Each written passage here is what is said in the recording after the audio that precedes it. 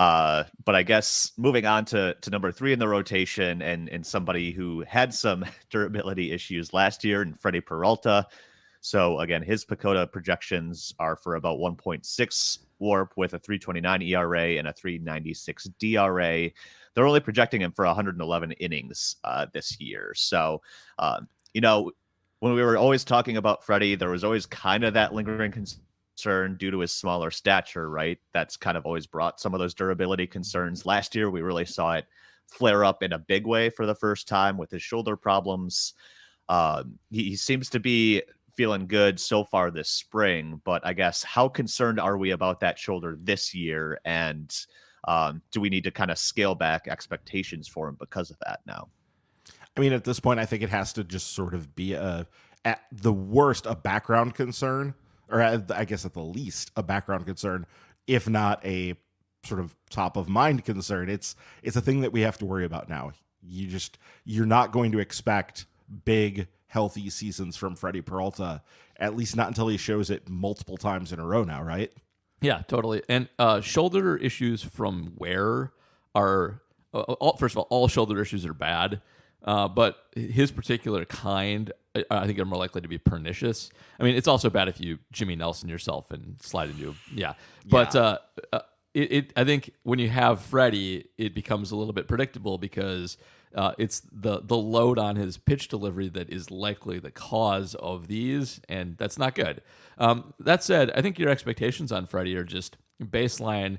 You get like 100 really, really good innings, and you don't have expectations for Freddie. It's he might blow it right away. He might pitch 100 innings that aren't that great because he's kind of hurt. He might be spectacular, but there's also that late 20% possibility where he takes a step forward, stays healthy, and gets himself into that tier of Burns and Woodruff just for a season. It's not likely because he is small and gets hurt a lot, but he has good enough stuff to do it. And if that kind of thing happens, then you can be a really special team and not just sort of the average good NL Central team that they're projected to be. Yeah, he is kind of the wild card. I think of him like Charlie Day. Always has been. Yeah, like sitting in the back of the van, like screaming wild card bitches. Like he is going to largely determine what happens with this team. If they take a step forward and end up having a year like they did in 2021, where they won 95, but honestly they were on a pace for like 100 wins before the offense got hurt and bad down the stretch. Yeah. Like they were going to win 100 games. He is the difference between being a good team and a really good, great team. And like the difference between being in the NL Central race and the difference between comfortably winning the NL Central race. That's Freddie. Like that's kind of the space he occupies. So you have to hope that it's going to work out, but I don't think I would count on it. And if they have to get creative with him, I think that's one, perfectly fine. Like you can probably get away with it as long as you have some depth.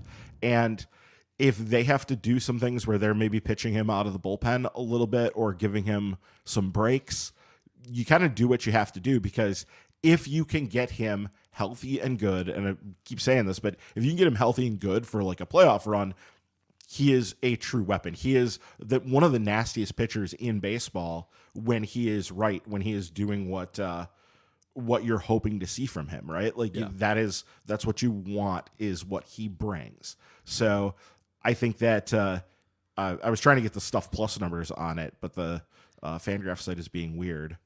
But yeah, I mean, his stuff is like up there as good as anybody in baseball. Yep, just durability and weirdness.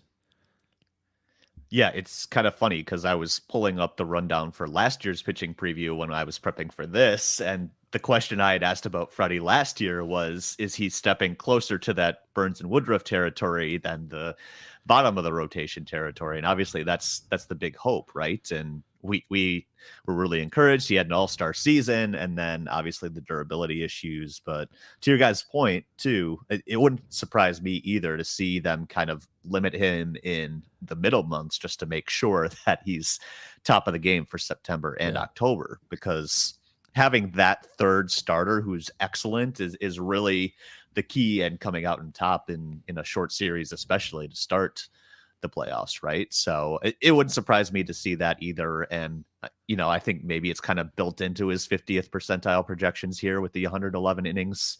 Also maybe kind of, handicapping for an IL stint here or there too. But definitely agree with you guys. He's really the key on how far the Brewers go. And, when he was hurt last year, we really saw that rotation depth tested, and that really came up in